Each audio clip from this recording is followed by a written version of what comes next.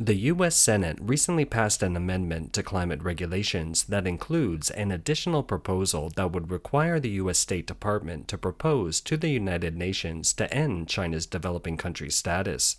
Some comments pointed out that the CCP has been playing the card of developing country for many years, undermining international rules and conducting unfair competition. On September 21st, the Senate passed the Kigali Amendment by a vote of 69 to 27, which is an amendment to the Climate Treaty Montreal Protocol to reduce the use of refrigerant chemicals that contribute to climate change. As the world's largest emitter of greenhouse gases, China has long ignored environmental standards, increasing its emissions and investment in coal-fired power plants since the 2015 Paris Climate Agreement. Joining Kigali will turn the world away from China and its companies and towards our competitive strength. It's good for the United States and our businesses, and it's bad for China. In a remarkable move, two senators introduced an additional proposal to incorporate the Kigali Amendment, asking the U.S. Department of State to propose to the UN by November 6 that China's developing country status be terminated under the UN Framework Convention on Climate Change. The full House unanimously approved the proposal by a vote of 96 to 0. China is not a developing country. It is the second largest economy in the world. It is one of the most industrialized countries in the world. It has one of the biggest militaries in the world. The World Bank even now considers China an upper middle income country. But what China keeps trying to do in international organizations and in international treaties is continue to get the same benefits as truly developing countries. China wants to get ahead by playing by a different set of rules. We know China ignores the rules and has little respect, if any, for international norms.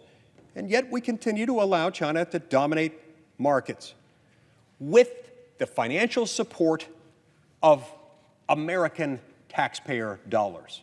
If the United Nations and the WTO no longer recognize China as a developing country, some of the preferential treatment enjoyed by the Chinese Communist Party will be revoked.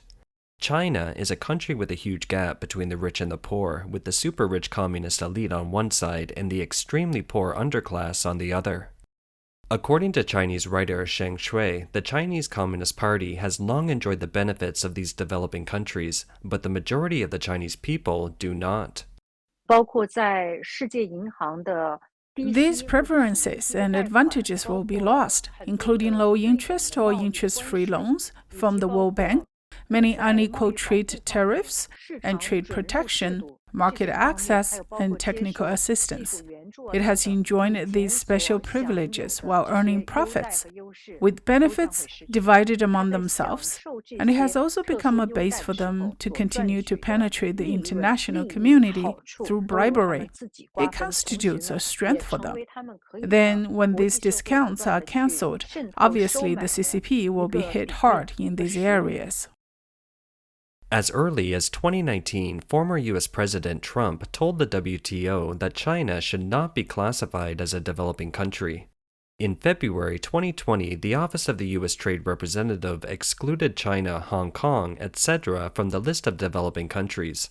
From December 1, 2021, another 32 countries have canceled China's preferential tariffs. According to U.S.-based China observer Zhang Jian, the U.S. and other Western countries are aware that the Chinese Communist Party has been playing the developing country card for years, breaking international rules, stealing intellectual property, and competing unfairly. Zhang Jian described the West and the CCP as a modern version of the farmer and the snake.